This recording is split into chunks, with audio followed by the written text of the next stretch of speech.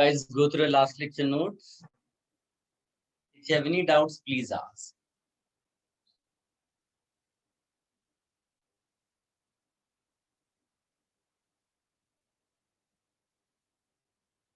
Last lecture, perhaps we have completed preparation part.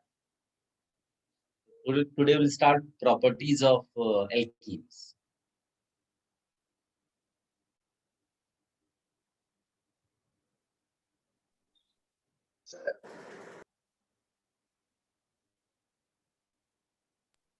Somebody saying something, beta? Yes, sir. Sir आपने पिछली class एक question दिया था phosphorus halide के साथ सर उसमें आपने जो बीच में एक ट्रांजिशन स्टेट बनाया वो आप एक बार एक्सप्लेन कर सकते हैं बीच में ट्रांजिशन स्टेट तब सर आपने सर मतलब रिंग फॉर्मेशन उसका कैसे बनेगा वो दिखाया था वो नहीं समझ रहा था तो केवल इतना हिस्सा था मेरे ख्याल से इधर जो CH2Br था इसको चेंज कर दिया था हमने फॉस्फोरस हैलाइड में ऐसा और इधर वाला जो हिस्सा था वो कीटोन था ऐसा फिर अपना काम क्या होता है फॉस्फोरस जो है वो ऑक्सीजन को लेके चला जाएगा और ये जो दो डंडे दिख रहे हैं इनको आपस में जोड़ दो बस इतना ही तो था सर ये समझा था बट वो रिंग क्यों बना वो नहीं समझा अरे भाई जब इधर से ऐसी चीज ऐसे जुड़ेगी तो इसको रिंग बोला जाता है अच्छा अच्छा ठीक है ओके सर ठीक है और कोई कंफ्यूजन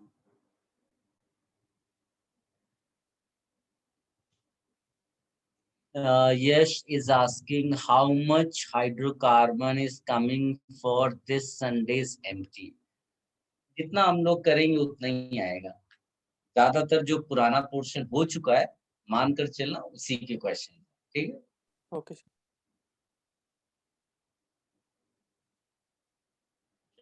प्रॉपर्टीज ऑफ एल्केन्स में जनरल वे में पहले डील करते हैं और उसके बाद हम पर्टिकुलर रिएक्शंस पे जाएंगे अभी हमने एक भी प्रॉपर्टी नहीं लिखी है ना बेटा रिंग भी नहीं देखा ओके सो इसमें एक पहले तो जनरल मैनर में लिख लीजिए वैसे हमने ये रिएक्शन मैकेनिज्म में भी किया हुआ है कि जो एल्कीन होता है उसमें हाई पाई इलेक्ट्रॉन डेंसिटी होता है ये ऑर्बिटल डायग्राम बना दिया हमने और जो पाई बॉन्ड है उसको आपने ऐसे प्लेन के ऊपर और प्लेन के नीचे दिखा दिया प्लेन क्यों बोल रहे हैं क्योंकि हाइब्रिडाइजेशन है sp2 तो हम यहाँ क्या लिखते हैं बेटा high pi electron density above and below the plane so जो अटैकिंग रिएजेंट होगा वो क्या होगा electrophile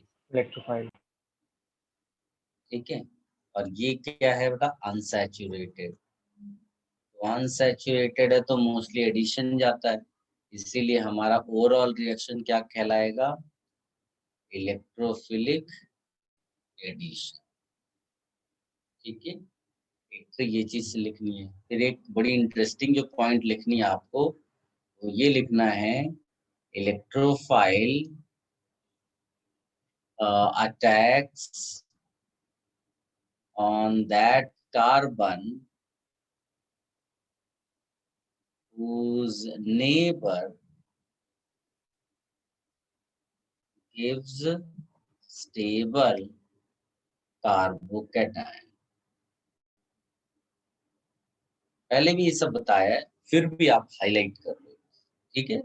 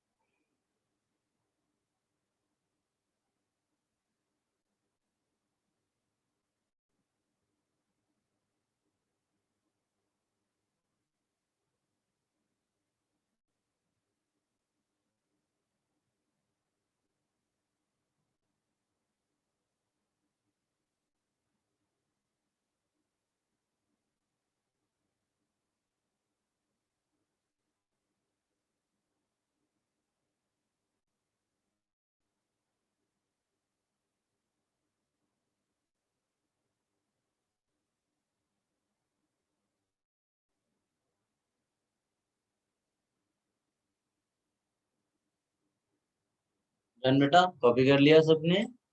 sir just a minute sir. Wait. Okay. Sir आपने नेबरिंग के बाद क्या लिखा है? whose neighbor gives a stable carbocation. Sir Yes. Sir आप एक बार लास्ट पॉइंट एक्सप्लेन कर दो वापस. लास्ट पॉइंट क्या कर दूं मैं? सर एक बार वापस एक्सप्लेन कर दो ना, जो आपने ये हैशटैग के बारे ऑलरेडी में. किया हुआ है बेटा, ये उसमें किया हुआ था ना रिएक्शन मैकेनिज्म में, कि जो पूरा पॉइंट ही बता देता हूँ कि जो ये एल्कीन होता है इस पे हाई पाई इलेक्ट्रॉन डेंसिटी होता है, तो इसी वजह से जो अटैकिंग रिएजेंट है वो इलेक्ट्रोफाइल. आंसर. अच्छा yes sir. Okay sir.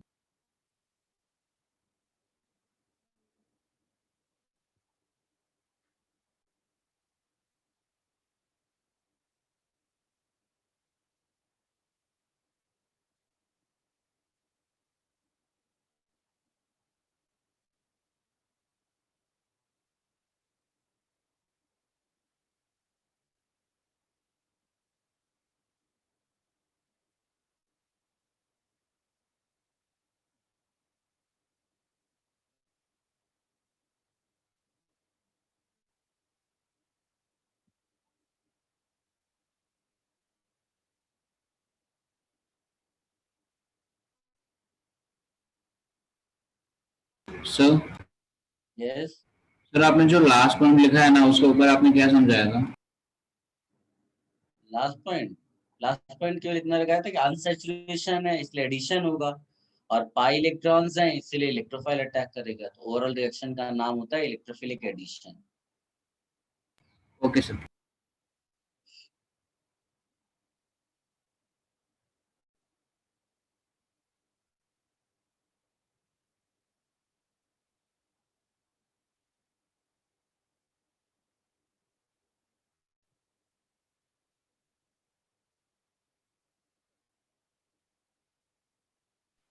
Done sir. Sure, done. So first जो प्रॉपर्टी हमको लिखनी है उसका हेडिंग डालिएगा एडिशन ऑफ हाइड्रोजन हैलाइड.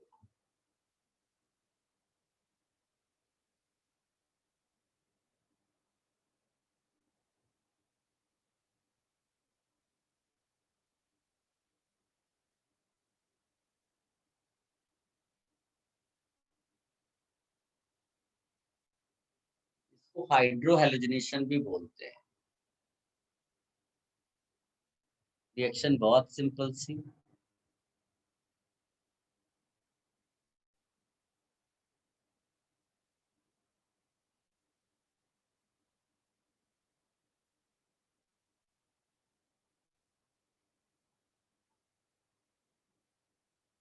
ये होना चाहिए ड्राई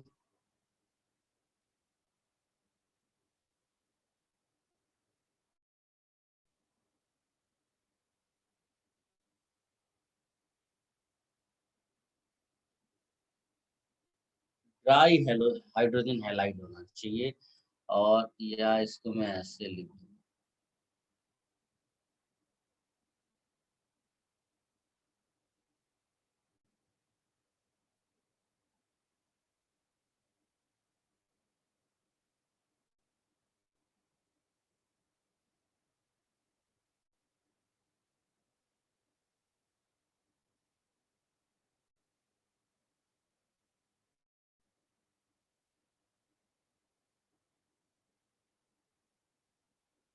ये रिएक्टिविटी ऑर्डर भी सामने लिखी हुई है. एक्चुअली जो जितना बेटर प्रोटॉन डोनर होगा उतना ज्यादा रिएक्टिव होगा, बस प्रोटॉन का यहाँ मतलब है H+, और H+ क्या है बेटा? इलेक्ट्रोफाइल. ठीक है, ये लिख लो आप.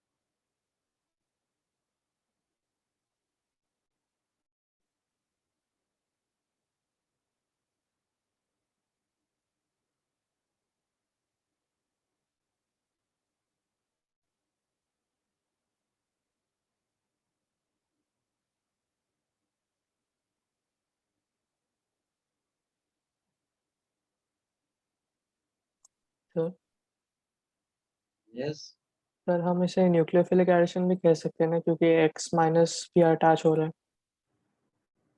नहीं बेटा, जो अटैक पहला होता है ना वो डिसाइड करेगा, समझे ना। Okay sir. डबल बॉन्ड ने कभी भी न्यूक्लियोफाइल बुलाया ही नहीं। हाँ सर। तुमने उसको किस चीज का लालच दिया?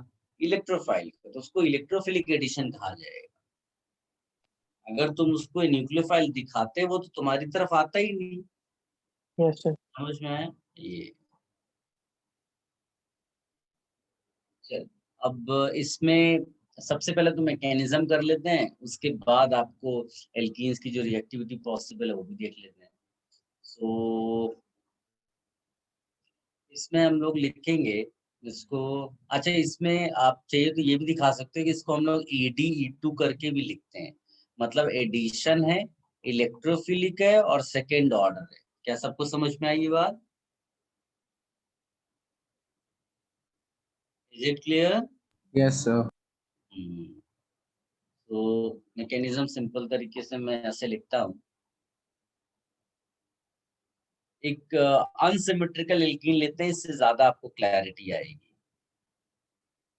मान लीजिए कि आपने ये ऐसा ले लिया, इसका रिएक्शन HBr का काम है वो अपना प्रोटॉन देगा। प्रोटॉन इलेक्ट्रोफाइल है, इलेक्ट्रोफाइल उस कार्बन पे अटैक करता है जिसका नेबर जो है वो स्टेबल कार्बोकैटायन हो जाए। तो बताइए H+ कहाँ पर अटैक करेगा? CH2 वाले कार्बन पे या CH वाले कार्बन पे? Which carbon will get attack? हाँ, CH2। तो ये जो है ना वो यहाँ जाएगा, तो पाई इलेक्ट्रॉन्स भी इधर ही आएंगे। सो एज अ रिजल्ट अपने को कार्बन प्लस यहाँ मिलेगा। आई होप सबको समझ में आ गया होगा। ये हमारा स्टेप 1 है जिसमें कार्बोकैटायन बन रहा है, ठीक है ना। और ऑफ कोर्स जिसमें कार्बोकैटायन बन रहा है इंटरमीडिएट फॉर्मेशन, उसको ही आप RDS लिखोगे। कोई खास जरूरत नहीं है RDS लिखने की, वो तो अपने को ऐसे ही क्लियर है। दूसरा, जब ये कार्बोकैटायन बन गया तो Br- बिकॉज एक न्यूक्लियोफाइल है और ये एक इलेक्ट्रोफाइल बन गया अभी अटैक होने के बाद, ये आपस में कनेक्ट हो जाएंगे ऐसा। ओवरऑल आपको HBr जुड़ गया, लेकिन जो मेन रिएक्शन का नाम आता है वो पहले स्टेप से आता है, ठीक है। तो ये आपका मैकेनिज्म हो गया, इसको आप कॉपी करो।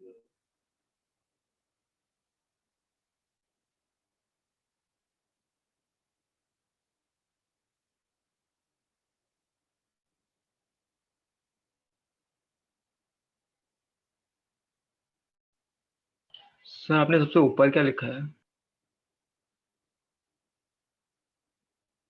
मैंने सबसे ऊपर AdE2।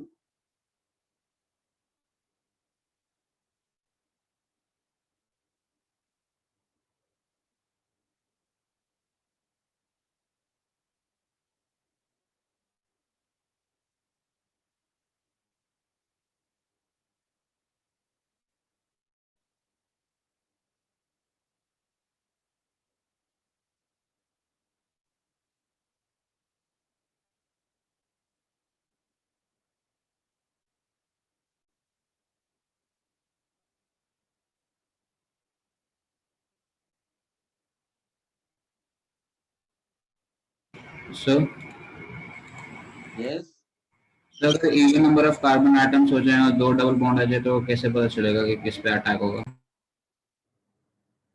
दोबारा पूछना, क्या क्वेश्चन है तुम्हारा?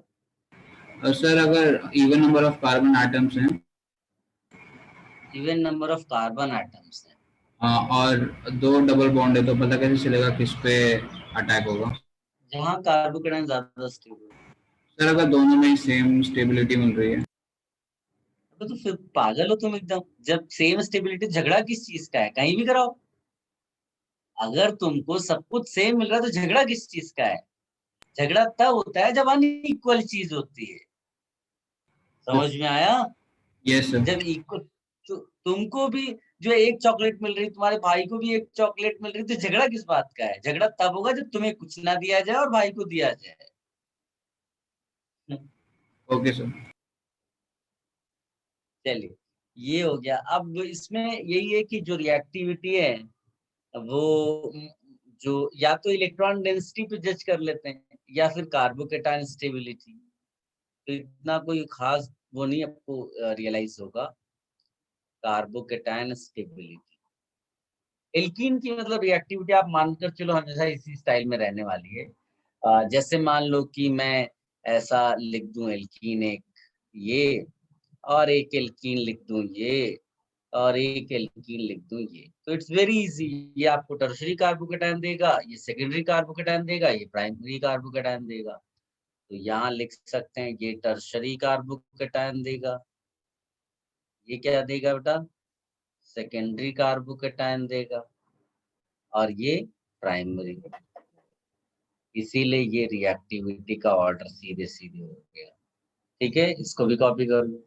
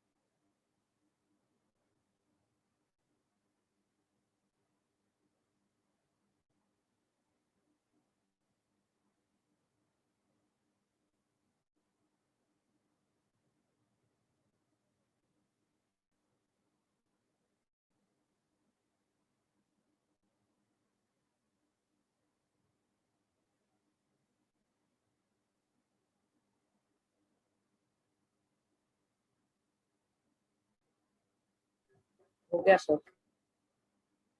Sir done. इस पे एक पॉइंट लीजिएगा, addition occurs as per Markovnikov rule.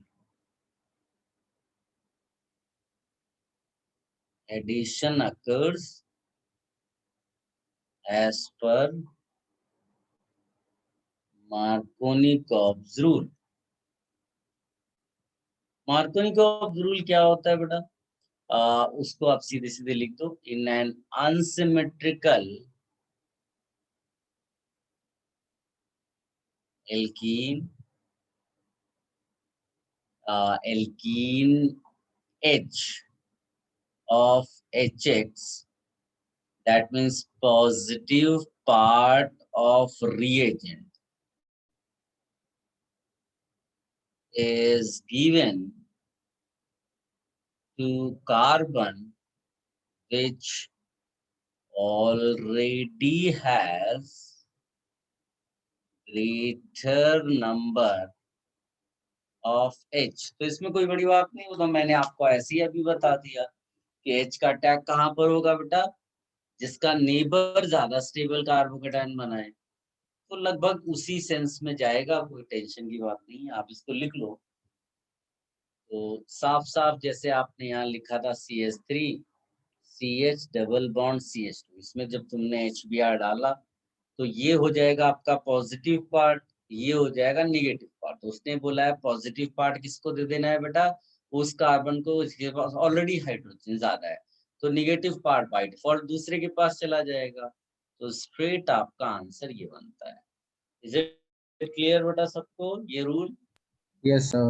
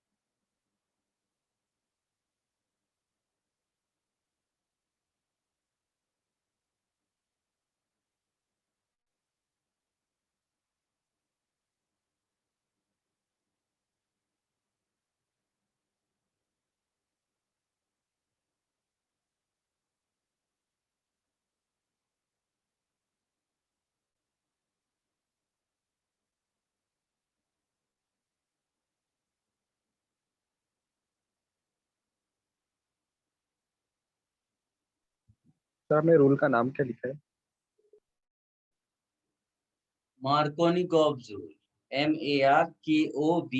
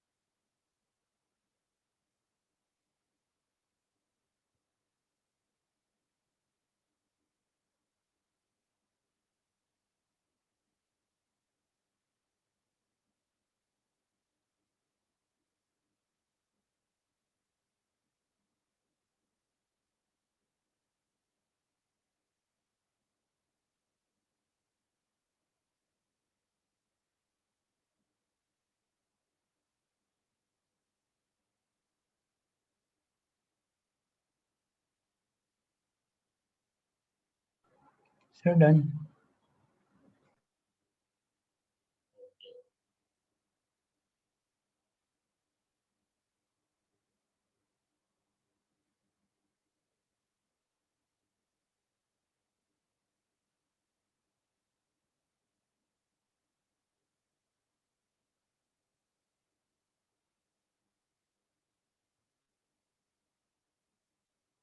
फटाफट आंसर निकालिए।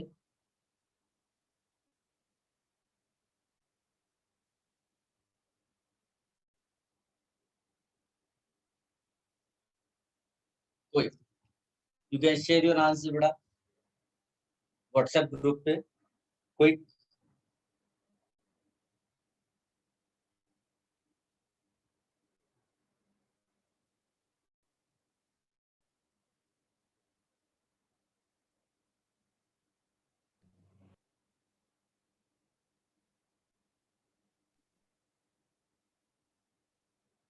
सर आप एक बार प्रीवियस पेज दिखाइएगा। क्या बेटा? सर एक बार प्रीवियस पेज शो करना।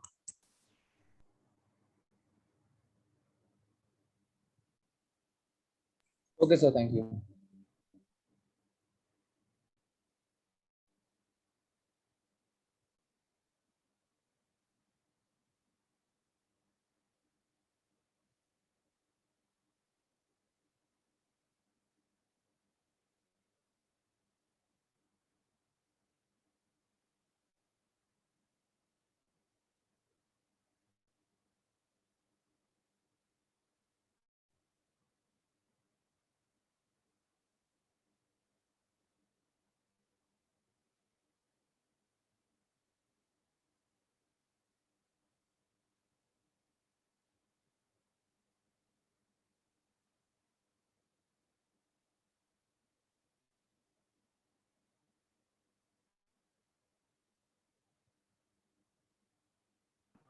सर सेकंड केस में वो रीअरेंजमेंट होगा। वो आप सोच के आंसर जल्दी जल्दी भेजो। Okay sir.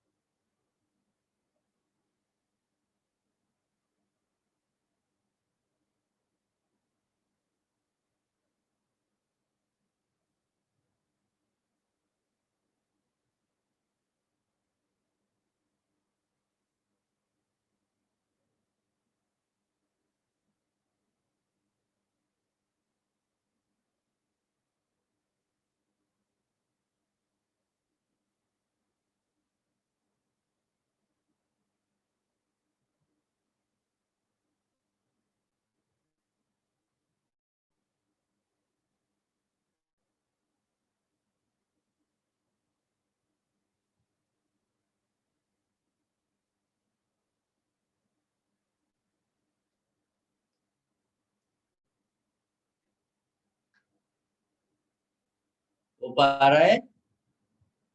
Yes, sir. Okay.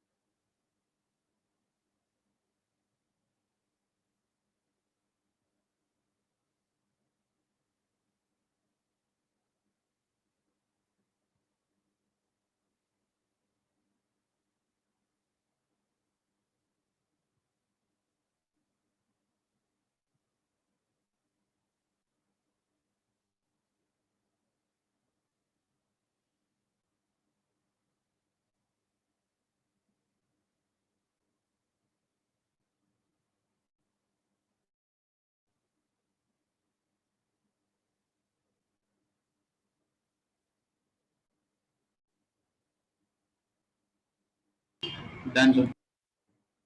Done. Sir done. देखिए, सबसे पहली चीज है कि चाहे ये हो या ये हो, आपने HBr लिख दिया यहाँ पर, इसका मतलब ही है कि ये कार्बोकेटायन मैकेनिज्म है। कार्बोकेटायन, और कार्बोकेटायन का मतलब ही यहाँ पर क्या होगा बेटा, कि रीअरेंजमेंट होगा।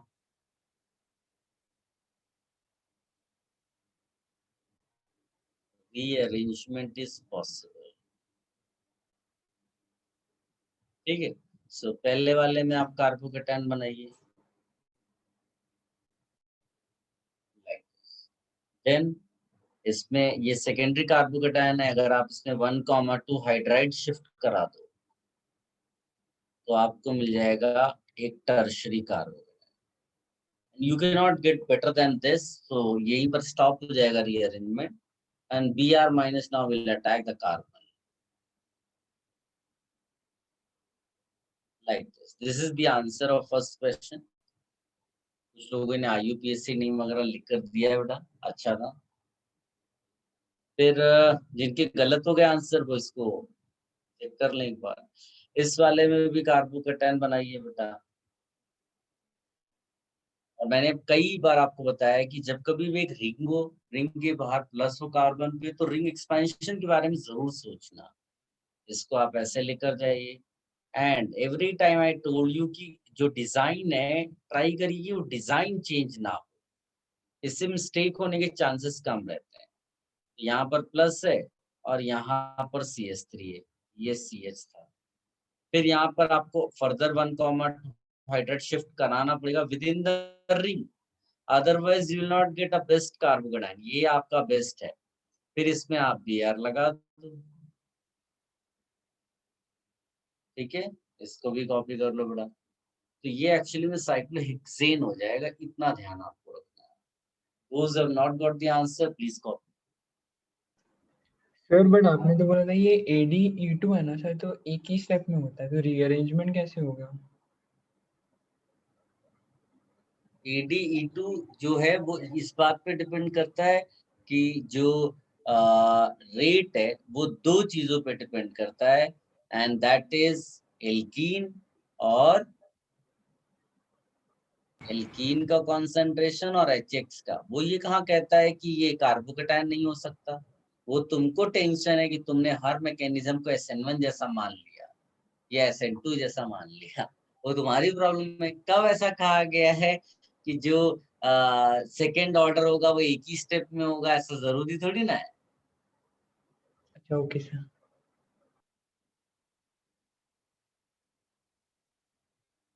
सर हाँ, सर जो सेकंड वाला क्वेश्चन है, नहीं सर मेरा डाउट क्लियर हो। सर वो रेट का एक्सप्रेशन वापस दिखा दो ना, 1 मिनट प्लीज। रेट का एक्सप्रेशन? कौन सा रेट का? वो तो मैं ऑलरेडी तो बता अभी चुका आपने हूँ। लिखा ना अल्कीन, और दूसरा कौन सा था factor? Okay sir, thank you. Hx.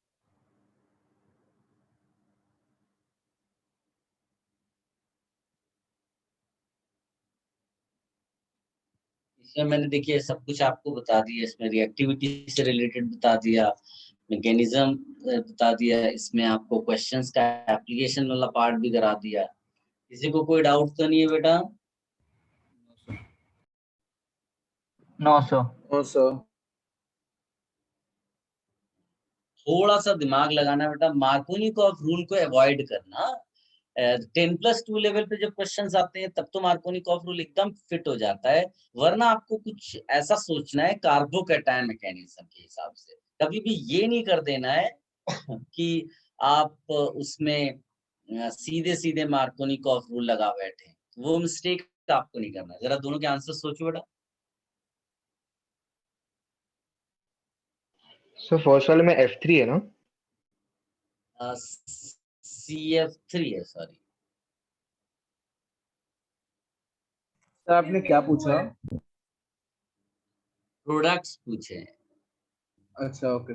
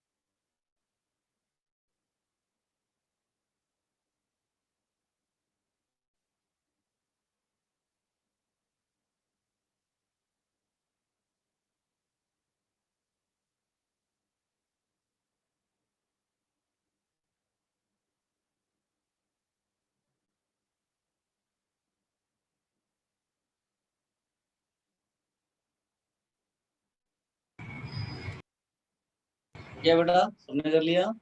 Yes sir. Sir 1 minute. एकदम छोटा सा क्वेश्चन है देखो, लेकिन बस वही है, तुमको सही आंसर लिखना है। दोबारा मौका नहीं मिलता है, ये मानते हुए आपको हमेशा सॉल्व करना है। एडवांस्ड एग्जाम का मतलब है कि योर एबिलिटी जो है ना, वो न्यू प्रॉब्लम सॉल्विंग की होनी चाहिए।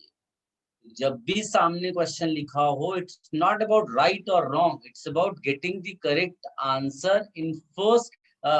मैंने राइट रॉन्ग नहीं, इट्स नॉट अबाउट डिफिकल्ट और easy, it's about new question. तो फर्स्ट टाइम में आपको जो है वो करेक्ट आंसर निकालना है। तो इसका मतलब है कि आपकी जो न्यू प्रॉब्लम्स की जो सॉल्विंग एबिलिटी है वो अच्छी है। समझ में आया? तो वो डिफिकल्ट इजी आपको डिसाइड नहीं करना, आपको नए क्वेश्चंस पे अपनी एबिलिटी दिखानी है। सबने कर लिया? Yes sir. Yes sir. वैसे sir. आंसर लिखने वाले बहुत कम है, इसका मतलब सब छिपा कर बैठे हुए आंसर मुझ तक भी नहीं पहुंचाते हैं। अभी मैं अगर इसको ओपन कर दूं फॉर ऑल, तब तो कोई भी आंसर नहीं डालेगा।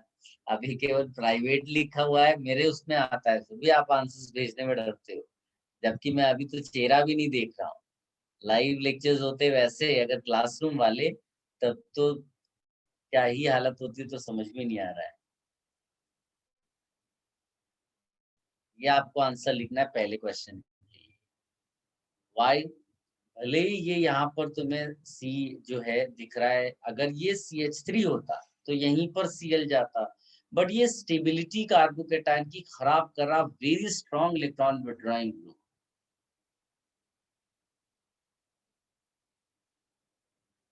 तो ये डीस्टेबलाइज कर देगा कार्बोकेटायन को, उसको हाईलाइट कर लेना। इस वाले में अब जैसे हर्ष बोल रहा है कि वही आंसर आया, वो पता नहीं चला ना। ये फिर तो वही बात है कि अगर मान लो कि तुम अपने आंसर स्टिक करके नहीं आओगे और तुम्हारा सिलेक्शन नहीं हुआ, फिर तुम उस कॉलेज में नहीं गए, तुमने ठाकुर कॉलेज में एडमिशन ले लिया, फिर तुम्हारी नेक्स्ट टू नेक्स्ट जनरेशन पूछेगी दादाजी सिलेक्शन का, तो क्या बताओगे? मैंने तो टिक नहीं किया था, आता सब मेरे को था। मानेगा क्या? बोलेगा क्या दादाजी झूठ बोल रहे हो। कोई कह रहा है ठाकुर भी अच्छा ही है होगा। चलिए कोई नहीं। तो इसमें आंसर जो आपको लिखना है वो ये है। इसमें लोग बहुत मिस्टेक कर देते हैं, because Cl electron withdrawing group है, इसलिए लोग थोड़ा सा इसको ऐसा सोचते हैं। उनको जब दो कार्बोकेटायन ऐसा बनाते हैं तो उनको लगता है कि जो Cl है वो जितना पास होगा उतना विड्रॉइंग ग्रुप का इफेक्ट ज्यादा दिखेगा, तो इसीलिए वो, और जब तक ये नहीं बनेगा ये प्रोडक्ट बनने नहीं वाला। तो इन दोनों में से कौन सा कार्बोकेटायन को रिजेक्ट करना है, ये इंपॉर्टेंट है। सो इस वाले में even though electron withdrawing group लगा है, लेकिन ये रेजोनेंस भी दिखाता है। इंडक्टिव डोमिनेटिंग है, that is okay, but resonance भी, यानी कि ये भी डिस्टेबलाइज हो रहा है, ये भी डिस्टेबलाइज हो रहा है, लेकिन इसमें स्टेबलाइजेशन इफेक्ट भी है। तो कौन सा कंसीडर करोगे बेटा कार्बोकेटायन? ये वाला रिजेक्ट किया जाएगा। किसी बच्चे को इस चीज पे डाउट है बेटा? सेकंड वाला वापस एक्सप्लेन कर सकते No, sir. दोबारा एक बार और बता देता हूँ कि दोनों कार्बोकेटायंस मैंने बना लिए, दोनों डबल बॉन्ड कार्बन पे अलग अलग स्टाइल में लगाकर, फिर चेक किया किसमें स्टेबलाइजेशन इफेक्ट ज्यादा है। तो दोनों में Cl वाया इंडक्टिव विड्रॉ करता है, और पहले वाले में ज्यादा विड्रॉ करेगा, तो ये ज्यादा अनस्टेबल होना चाहिए। लेकिन दूसरे वाले में Cl का कोई रेजोनेटिंग इफेक्ट नहीं है, जबकि पहले वाले में रेजोनेटिंग इफेक्ट से स्टेबलाइज करता है, ऑल्दो हैलोजेंस में इंडक्टिव डोमिनेट करता है। इसीलिए दोनों केसेस में इंडक्टिव से ही आंसर निकलेगा, लेकिन पहले वाले में रेजोनेंस से थोड़ा स्टेबलाइज भी हो जाता है। इट्स लाइक कि तुमसे किसी ने 100 रुपए ले लिए लेकिन 50 वापस भी कर दिए। दूसरे वाले में तुमसे 100 रुपए तो नहीं ले रहा है, तुमसे मान लो केवल 60 रुपीज लेता है। तो अगर मैं कंपैरिजन ऐसा कर लूं, इसमें 100 रुपए लिए गए, इसमें 60 रुपीज लिए गए, तो किसमें ज्यादा लिया गया? बोलो उसमें ज्यादा लिया गया, लेकिन ये भी तो देखो उसने 50 रुपए वापस भी किए तुमको। तो इसलिए ओवरऑल स्टेबिलिटी जो है वो फर्स्ट कार्बोकेटायन की ग्रेटर है। ठीक है, यस Yes, sir. इसको हटाते हैं अभी। सो वेट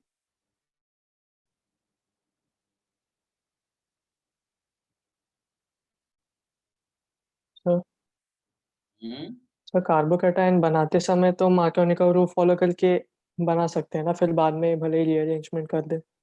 नहीं बेटा, वो तो मार्कोनी का रूल मतलब समझ लो कि एक्सपीरियंस है। कोई जैसे होता है ना कई बार कि आपने मान लो 1000 प्रॉब्लम सॉल्व की, तो तुम्हें एक एक्सपीरियंस आ गया कि हर बार आंसर निकालते समय ये मैं डायरेक्ट कर सकता हूँ, तो मार्कोनी का रूल वही है। लेकिन ऐसा नहीं कि वो परफेक्ट है। परफेक्ट क्या है? मैकेनिज्म, यानी आप पहले कार्बोकेटायन बनाओ और कार्बोकेटायन वही बनेगा जहां वो स्टेबल होगा। समझ में आया? हाँ तो सर। समझ, केवल रूल क्या है कि क्विक मैनर में चीजें करने के लिए उसने अपने एक्सपीरियंस को पेपर पे लिख दिया, उसको फॉलो नहीं करना है तुम्हें।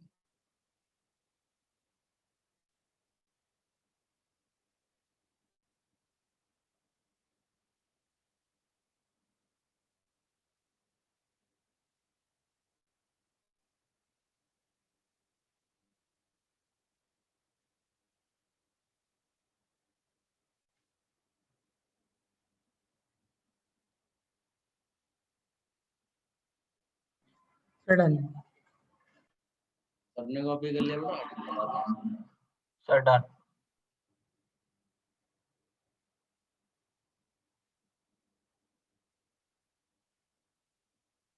चल,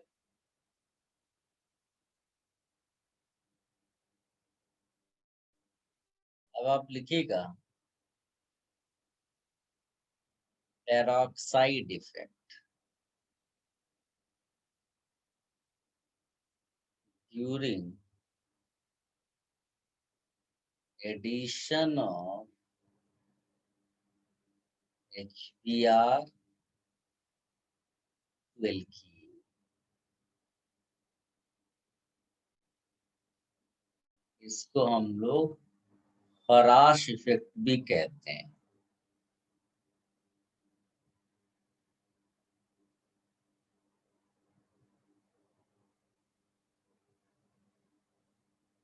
This effect is not observed in HF, HCl, HI। केवल किसके साथ होता है? HBr। यस। लेकिन है क्या? तो उसमें ऐसा बोला जाता है कि addition of HBr to unsymmetrical alkene in the presence of in the presence of peroxide। जिन बच्चों को नहीं मालूम है पेरोक्साइड क्या होता है तो उनको ये लिख लेना है कि जिसमें ओ लिंकेज होता है, ठीक है। और अपने लिए तो बेस्ट एग्जांपल ये, और इसमें एक पॉपुलर एग्जांपल है जिसको बोलते हैं benzoyl peroxide.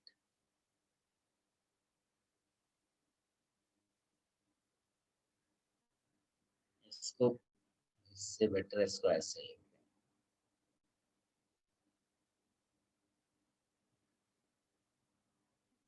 This is called benzoyl peroxide.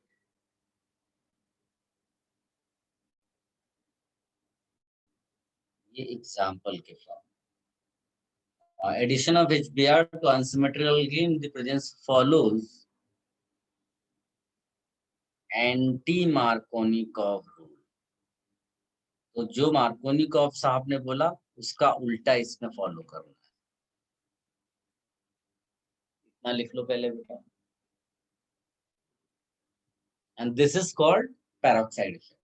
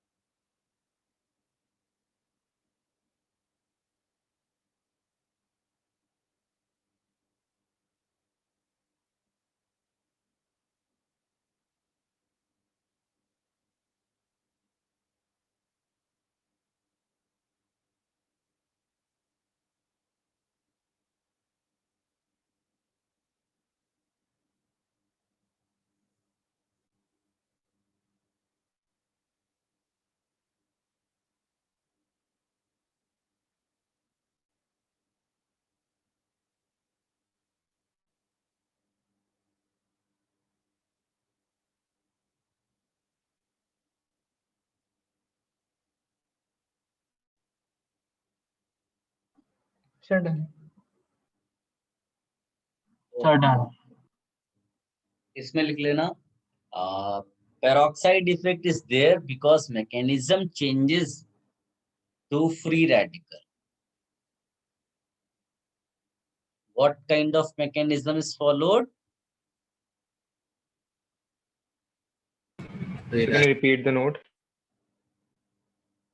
कोई रिपीट कर दे बेटा इसके लिए।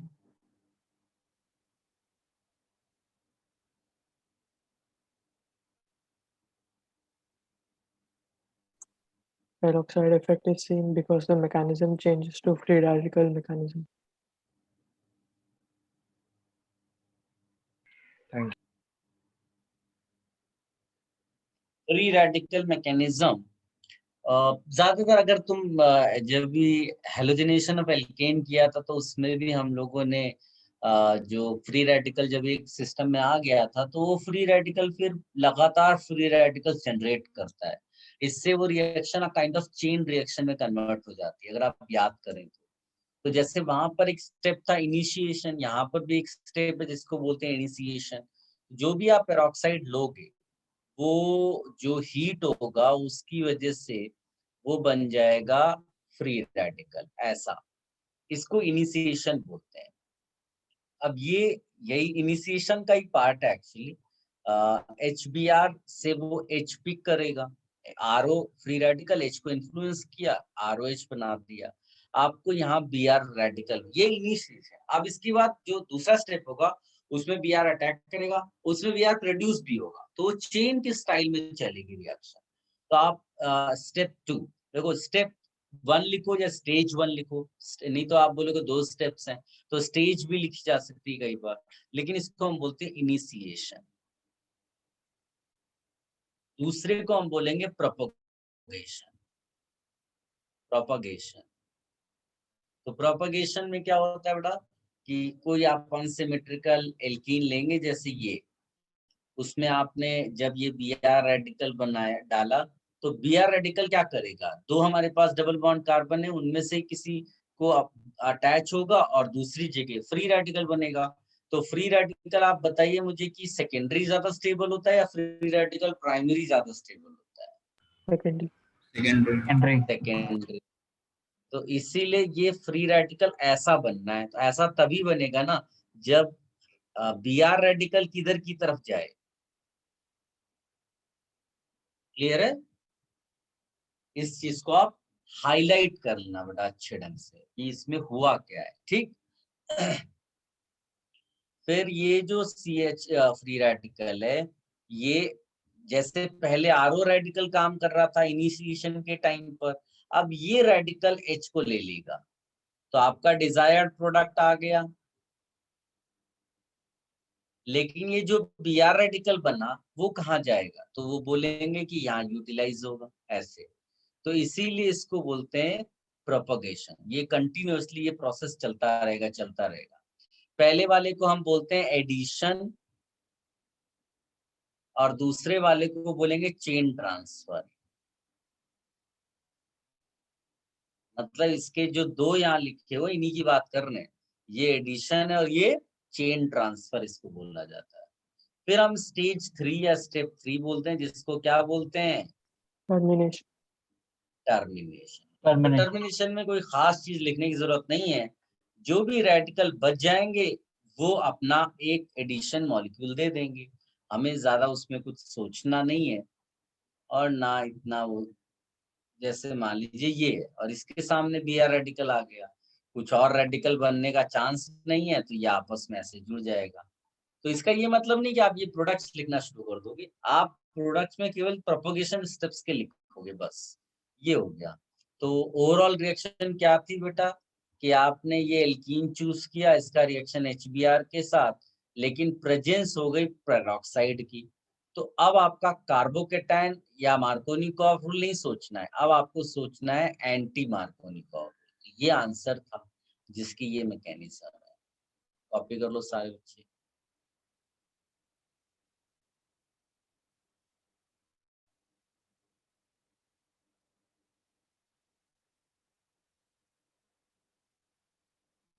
सर आप स्टेप 1 वापस बता सकते हो? स्टेप 1 इनिशिएशन है बेटा, ROOR जो है ना, तो O बॉन्ड तोड़ दो और रेडिकल बना दो बस। सर स्टेप 1 इसलिए जरूरी है क्योंकि हमें बस Br फ्री रेडिकल चाहिए ना। हाँ, हमें रेडिकल क्रिएट करना था, बिल्कुल। Okay sir.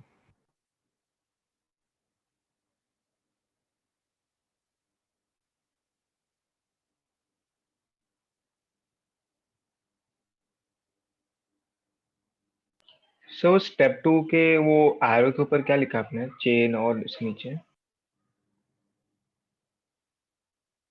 इसके नीचे तो चेन, एडिशन और चेन ट्रांसफर। ओके।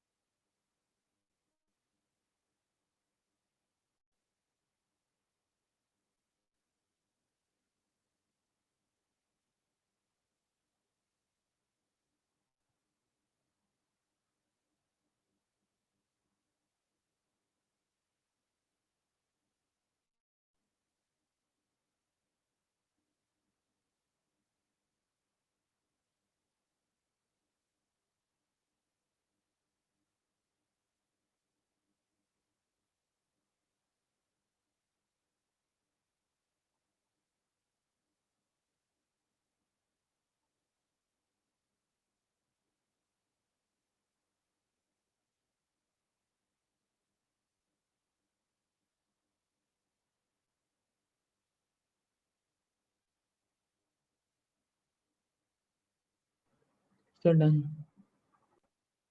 समझ लिया।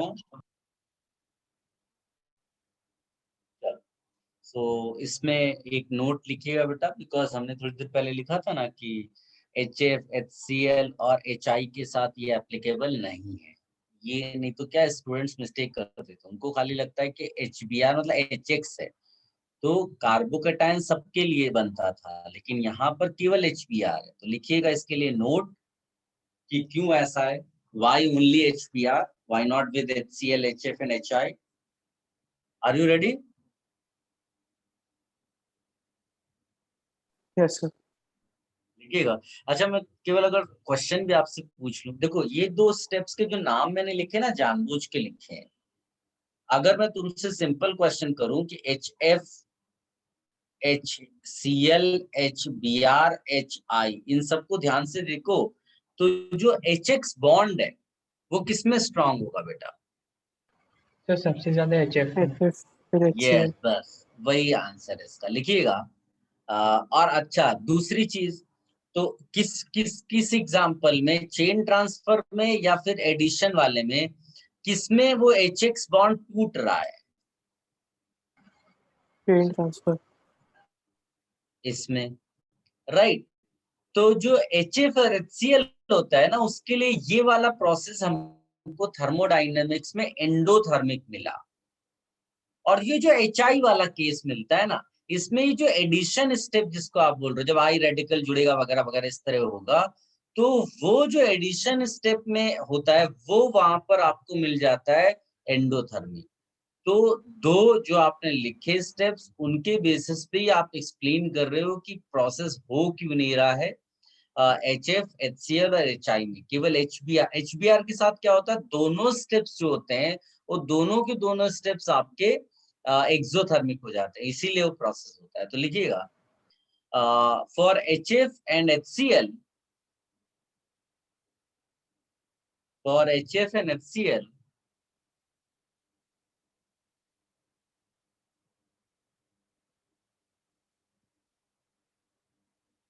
chain transfer step is endothermic.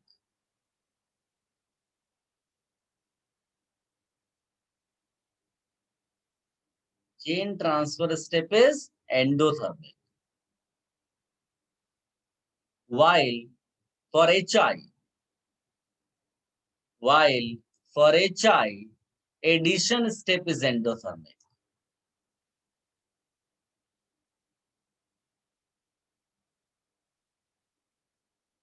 So thermodynamically we can say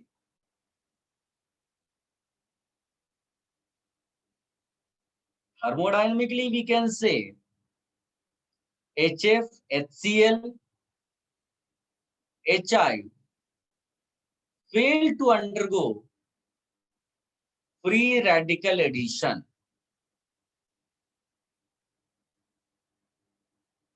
Free radical addition.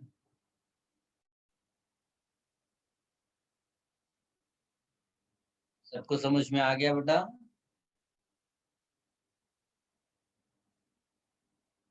Remove करते हैं पेज।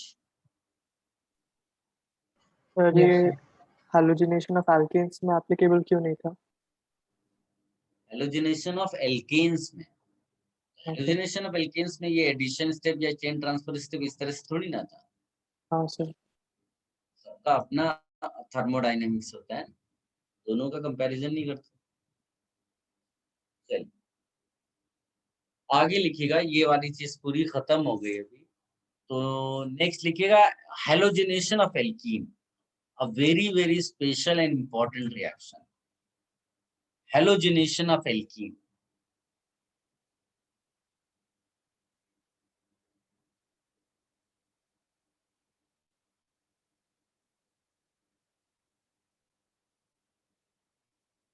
हेलोजिनेशन ऑफ एल्कीन,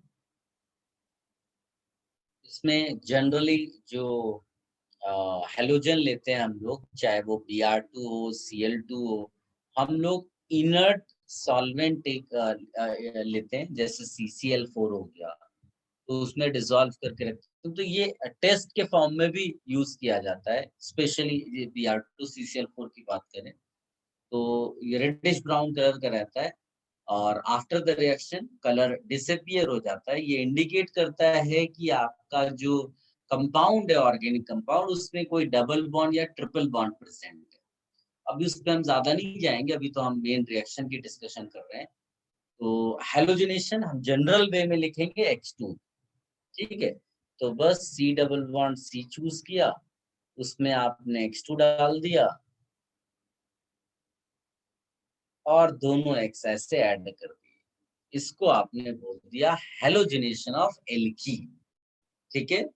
और रिएक्टिविटी सेम मैनर में वैसे ही जाती है, कोई फर्क नहीं पड़ता है।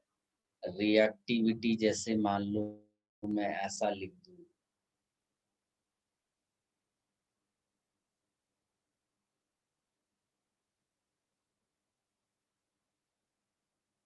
ये रिएक्टिविटी हो गया।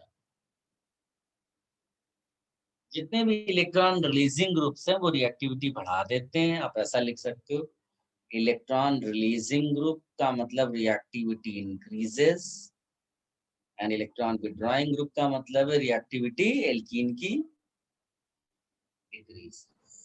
इसको हाईलाइट कर लो, then I will discuss mechanism. Sir ये क्या एंटी एडिशन होता है? एंटी एडिशन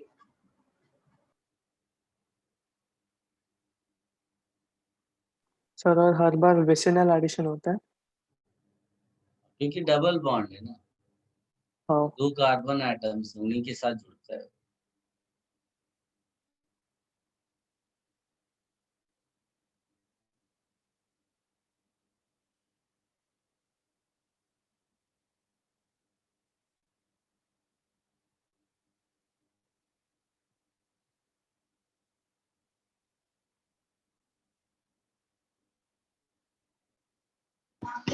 सर Br2 और CCl4 दोनों में कलर डिसअपियर हो जाता है रिएक्शन के बाद। Br2 एंड CCl4 नहीं है, Br2 इन CCl4 एक सोल्यूशन होता है जिसका रेडिश ब्राउन कलर होता है, वो डिसअपियर होता है। Okay sir.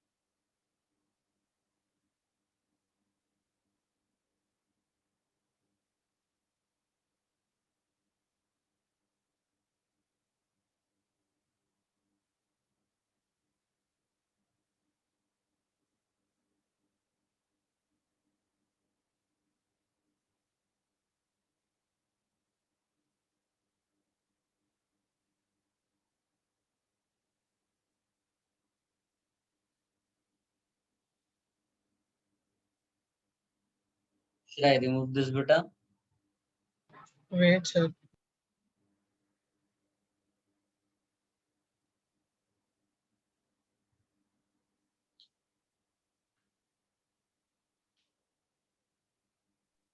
Sir reactivity series में फर्स्ट वाले में H नहीं आएगा ना C के बाद? पेंटावेलेंट हो जाएगा ना फिर वो? बात तो तुम्हारी सही है, H को हटा दो, बिल्कुल सही।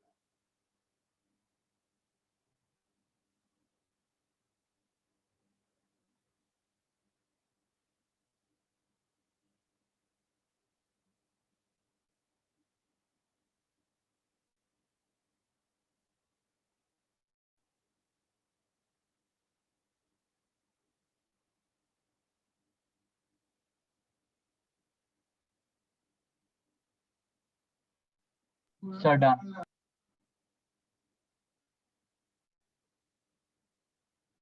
अब लिखिएगा मैकेनिज्म।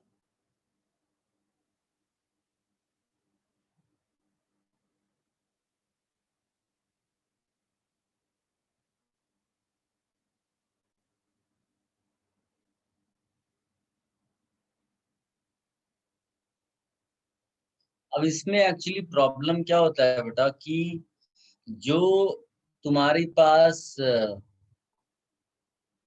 कोई हेलोजन है, वो हेलोजन जो है वो अनफॉर्चुनेटली कोई HBr की जैसा तो है नहीं, HX के जैसा तो है नहीं कि तुम एक इलेक्ट्रोफाइल बोल दो और एक को न्यूक्लियोफाइल बोल दो। अच्छा, इसमें ये चीज आप लिख दो बेटा, F2 greater than Cl2 greater than Br2 greater than I2, this is the reactivity order.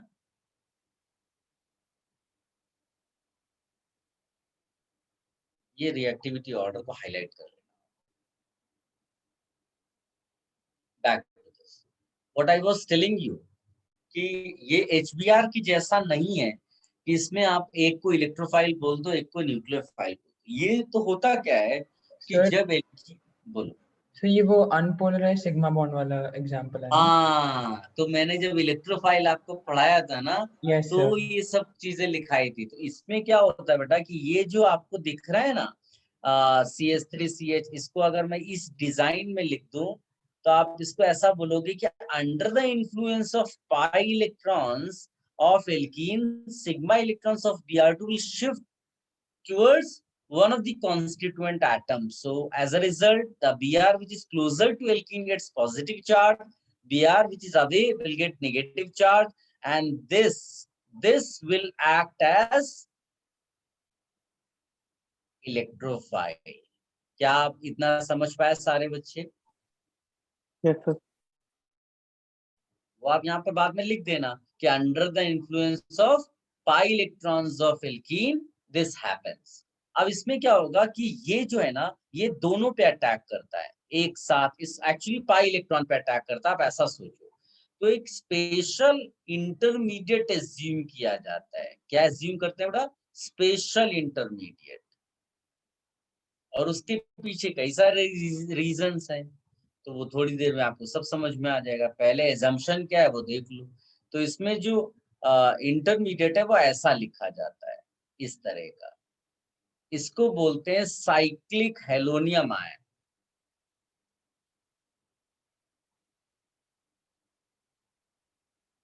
Br है तो ब्रोमोनियम बोल सकते हो, साइक्लिक हेलोनियम आयन। क्लियर है बेटा? तो जैसे इस वाले में मैं आपको लिखकर दिखाऊंगा, ये तो मैंने जनरल वे में लिख दिया है ना। अब मैं इस पर्टिकुलर के लिए लिखता हूँ। स्टेप 1 में क्या होगा? CH3CH ऐसा आया, when Br2 comes in contact, ये बनाएगा ऐसा। क्या सब बच्चों को समझ में आ गया बेटा?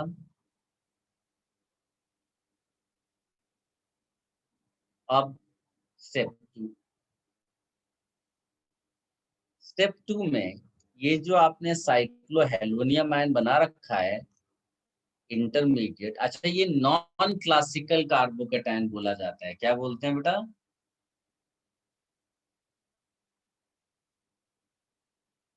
Non classical carbocation. So what happens, जो दूसरा Br माइनस है, now question arises, Br minus attack कहाँ करेगा? अब दो कार्बन एटम्स हैं, इसमें रीअरेंजमेंट तो होगा नहीं। No rearrangement, why? No carbocation. Because it is not open carbocation. लेकिन अगर तुमसे पूछा जाता कि बताओ बेटा कहाँ कार्बोकेटायन बनेगा, अगर बनता तो बोलो कहाँ बनता? CH वाले कार्बन पे कि CH2 वाले पे? CH। तो जहां पर कार्बोकेटायन बनने वाला था वहीं ये Br माइनस अटैक करेगा। It's simple. इसीलिए मैंने जानबूझकर अनसिमेट्रिकल लिया है, सो दैट तुमको इस बात की क्लैरिटी हो जाए कि कहाँ पर आपको ये वाला Br माइनस लगाना है। ऑल्दो यहाँ समझ में नहीं आ रहा है, थोड़े अभी एप्लीकेशन लूंगा तो तुम्हें ज्यादा पता चलेगा कि ये स्टेप्स की इम्पोर्टेंस क्या है। कॉपी कर लो सब। रिंग ओपनिंग एंड एपॉक्साइड जैसा है ना? हाँ, बिल्कुल उसी स्टाइल में सोचता है। Fantastic.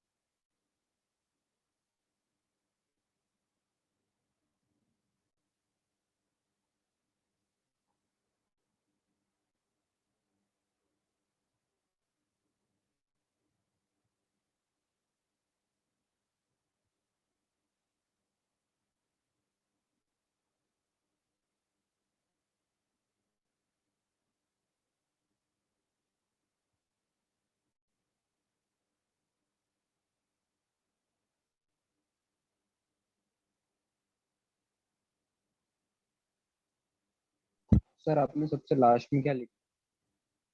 Non classical carbocation. Sir वो कार्बोकेटायन की होगा, प्लस तो ब्रोमीन पे है ना। क्या चीज बेटा? सर वो वो कार्बोकेटायन की। कार्बोकेटायन कैरेक्टर यहाँ पर आता है बेटा, इसलिए उसको ऐसा बोला जाता है। ओके।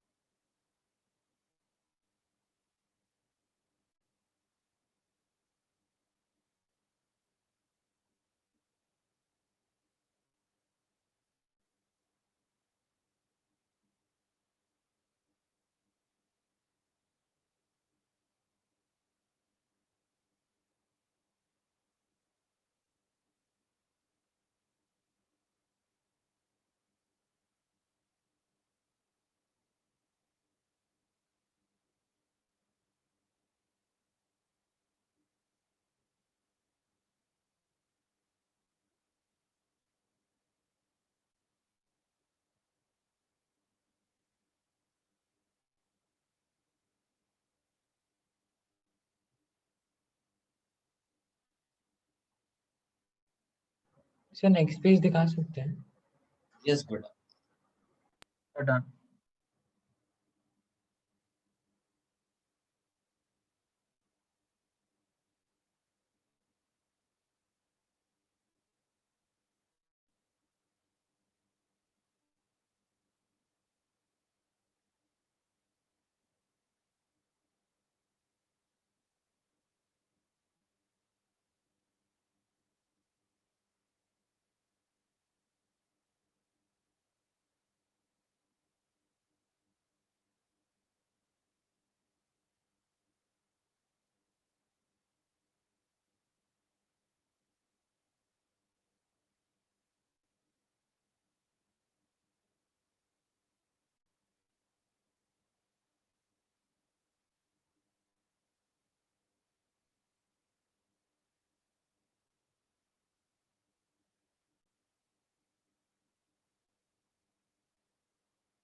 लिख लिया बेटा, हटा दें इसको। 1 minute.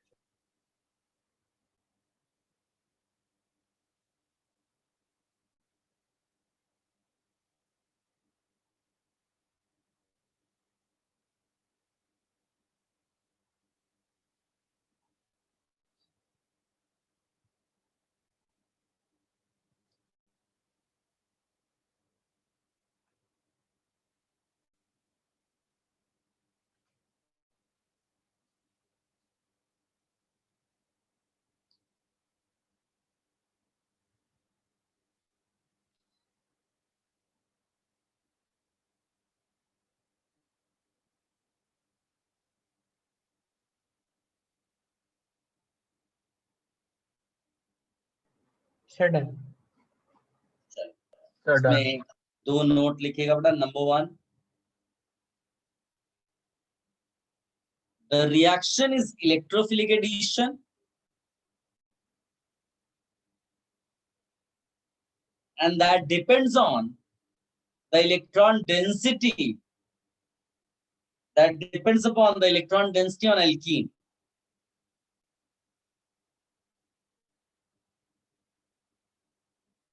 So electron releasing substituents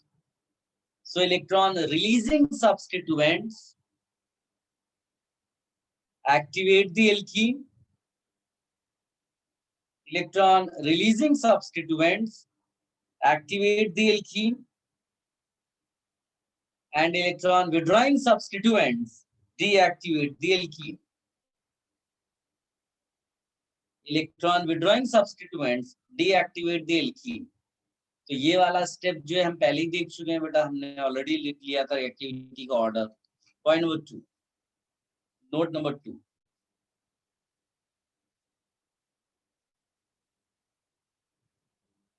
since in the second step of the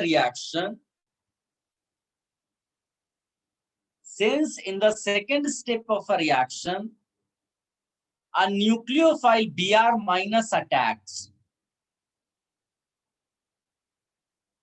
So can you repeat? Yes, since in the second step of the reaction, a nucleophile Br minus attacks. So, if in the solution, anion other than Br minus, so if in the solution nucleophile other than Br minus present, then that will also attack. Can you repeat? If nucleophile other than Br minus also present, then that will also attack. Statement अपने हिसाब से आप change करके लिख लो, कोई वो नहीं है. कंक्लूजन ये है कि if you have any other nucleophile in the solution, then that will also attack, and most important is that will give the major product. ये भी लिख देना.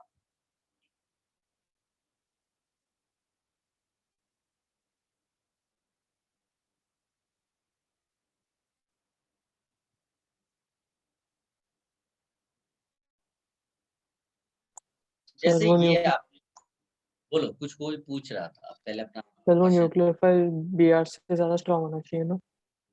नहीं, वो ओरिएंटेशन पर डिपेंड करता है. तुम मान लो स्ट्रांग भी हो, लेकिन तुम अगर पहुंच नहीं पाओगे किसी को पीटने के लिए, तो पीट थोड़ी ना पाओगे. जो वहां नजदीक में खड़ा है वो तुरंत पीट देगा किसी को. Yes sir. समझ में आया? तो ओरिएंटेशन मैटर.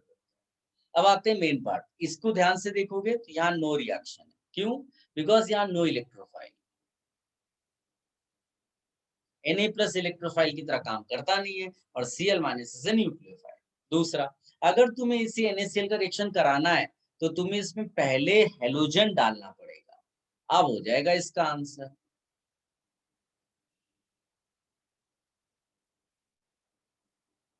समझ में आया बेटा कि NaCl के साथ रिएक्शन क्यों नहीं हो रहा था, और Br2 जब डाल दिया साथ में तो रिएक्शन क्यों हो गया? बिकॉज तुमने अलग से वहां पर एक इलेक्ट्रोफाइल ऐड किया, और जब इलेक्ट्रोफाइल आ गया फिर सेकंड स्टेप में Cl- ने अटैक किया. रिमूव कर दें, सबने कॉपी कर लिया ये पार्ट.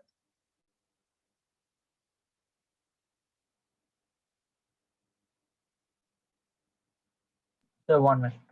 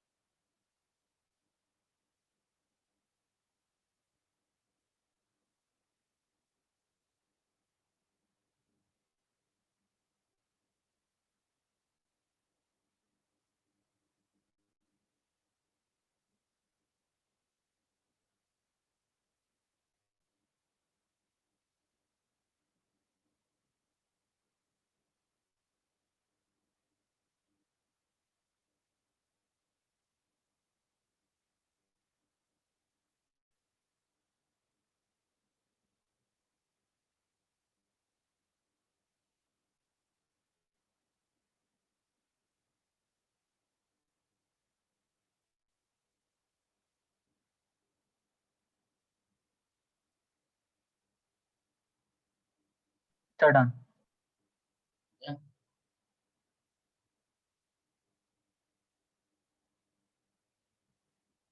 इसमें कई सारी इस तरह की रिएक्शंस आप लिख सकते हो.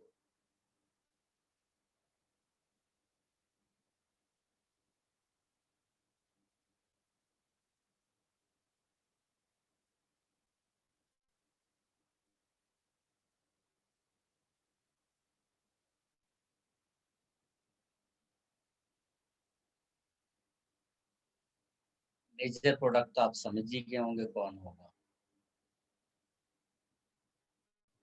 मान लीजिए KI आपने डाल दिया, बस यहाँ आई लगा तो आप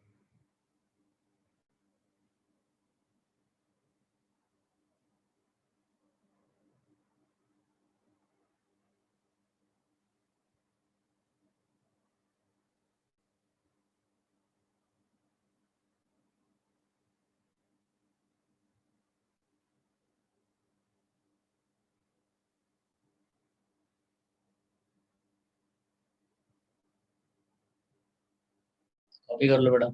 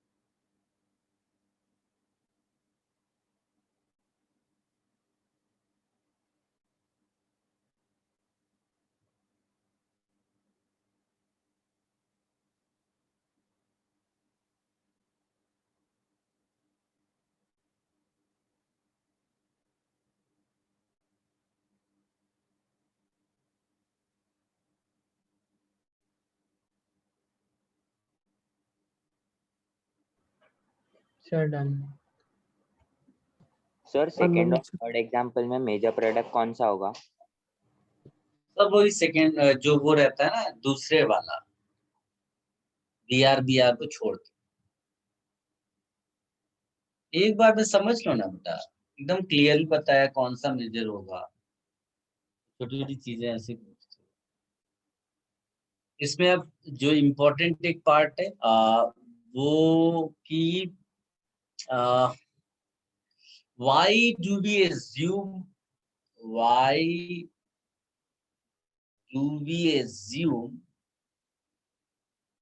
cyclic haloneum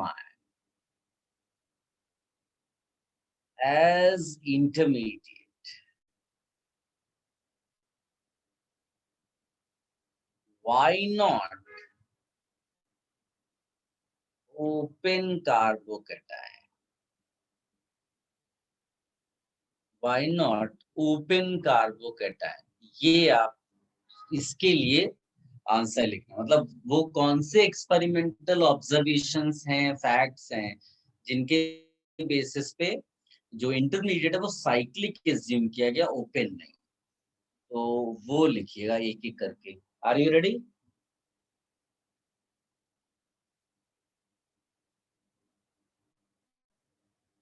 yes sir. First point लिखिएगा,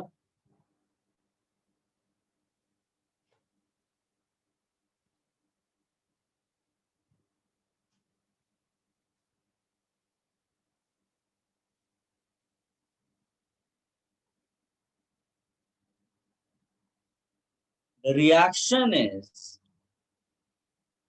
both stereo selective as well as stereo specific. So can you repeat? The reaction is both stereo selective as well as stereo specific.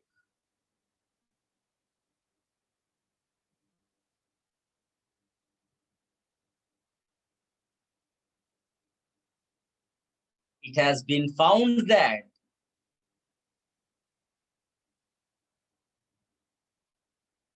cis-butene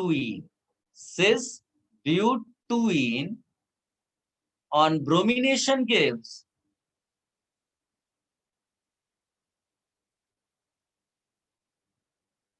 mixture of enantiomers, bracket में लिखना racemic mixture, mixture of enantiomers, while transbutene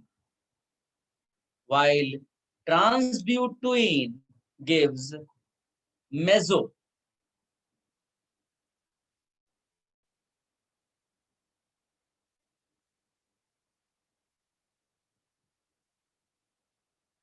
बताइए बेटा, ये शीशे की trans है,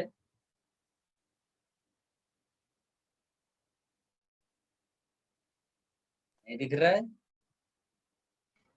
sir पहला से दूसरा ट्रांस।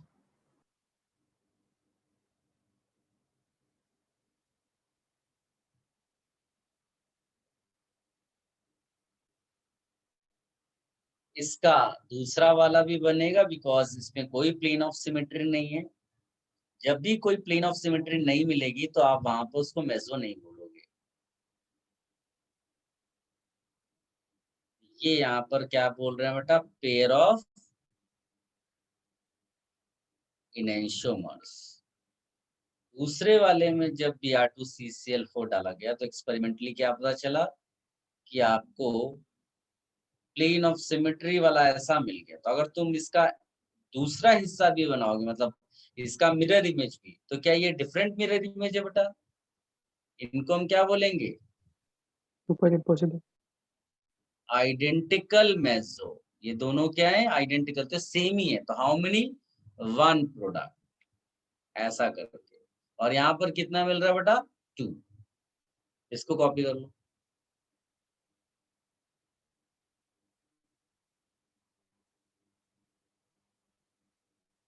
मान लो कि जो ट्रांस तुमको दिख रहा है वो सिमेट्रिकल नहीं हो। लाइक मैं अगर इसको CH3 को C2H5 कर लूं तो फिर क्या तुमको मेसो मिल पाएगा? बोलिए, नहीं मिलेगा ना, क्योंकि प्लेन ऑफ सिमेट्री नहीं रहेगी तब।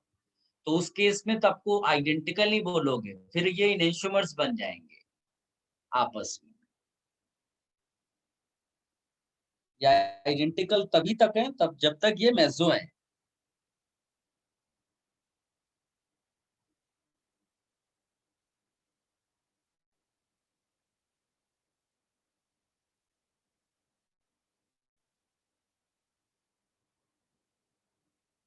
ये सब फंडाज आप एडिशन वाले यूज कर सकते हो। एडिशन फंडा क्या है बेटा? यहाँ पर याद करिए वो सब कॉन्सेप्ट जो हमने बताया था, सिस एल्कीनो, एंटी एडिशन हो तो 3O आइसोमर बनाना है। क्या बनाना? 3O isomer. तो 3O आइसोमर में क्या बनाना है बेटा? इधर भी आर है तो इधर भी आर, इसको 3O बोला जाता है। और अगर ट्रांस एल्कीन है, एंटी एडिशन है, तो एरिथ्रो बनता है। एरिथ्रो का मतलब होता है दोनों बी आर एक साइड में लगा हो। तो ये याद रखना है, पहले भी बताया हुआ है मैंने। सिस एल्कीन, एंटी एडिशन, तो 3O आइसोमर्स।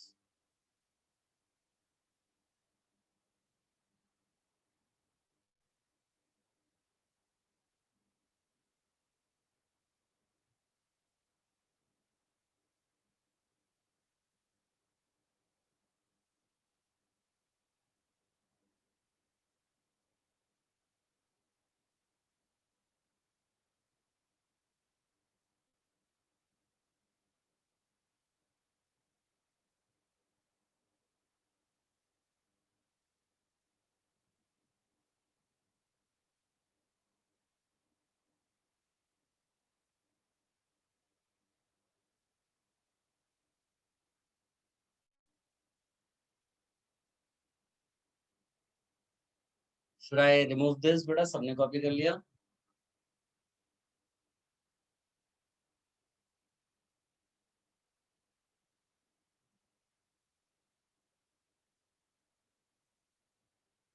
पॉइंट नंबर 2 लिखिएगा। The addition is anti-addition and there is no rearrangement. The addition is anti-addition and there is no rearrangement. Guys, अब ध्यान से देखो,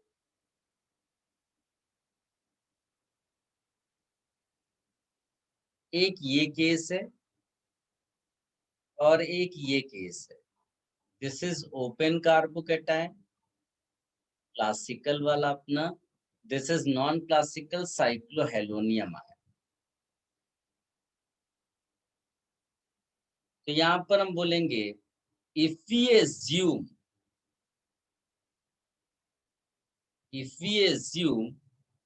open carbocation, then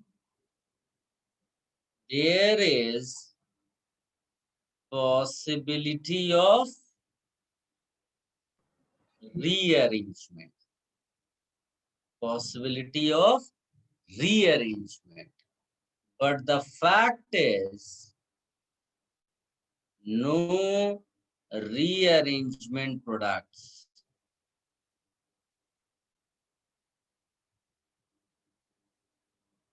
ठीक इसी तरह से इफ वी एज्यूम, ये भी लिखना है, ये पॉइंट्स लिख लो फिर आप रेस्ट करो। If we assume open carbocation, if we assume what, open carbocation, then possibility of syn plus anti addition, but the fact is only anti addition, only anti addition. तो ये सारी चीजें अगर आपको एक्सप्लेन करनी है, then you have to assume this, not this. ठीक है, लिख लो बड़ा ये सब अच्छे ढंग से।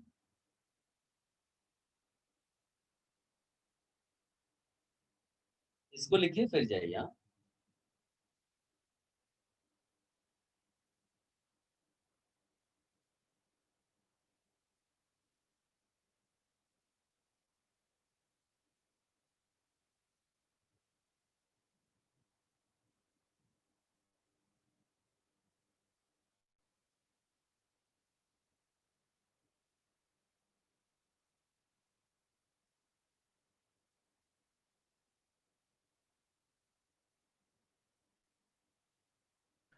सर आपने वो सेकंड पॉइंट क्या बोला, if we assume open carbocation then possibility of sin plus anti, okay sir, but the fact is only anti। And okay sir.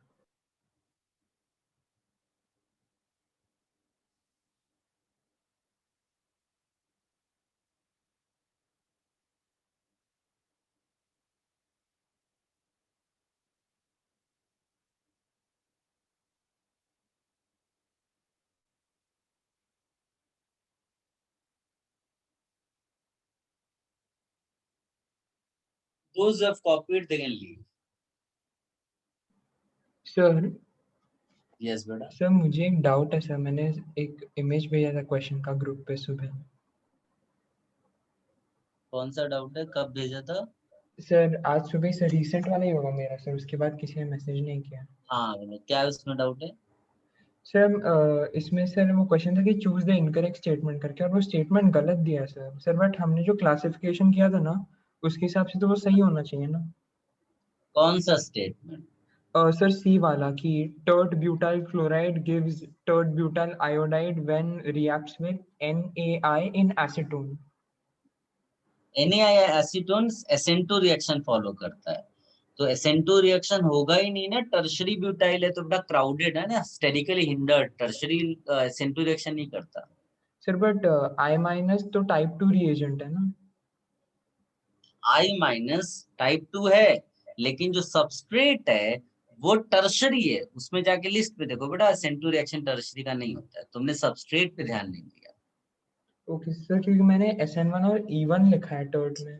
तुम फिर गलती कर रहे हो, तुम खाली देख रहे हो न्यूक्लियोफाइल, जबकि तुम्हारा मेन सबस्ट्रेट होता है, पहले सबस्ट्रेट से पूछा जाएगा, समझे ना। रसगुल्ला तुमको बहुत अच्छी चीज है, तुमको पसंद है क्या? बोले नहीं पसंद, तुम नहीं खाओगे, तो टर्शरी एल्काइल हैलाइड जो है रिएक्शन नहीं करता है SN2। अच्छा okay sir, yes sorry sir.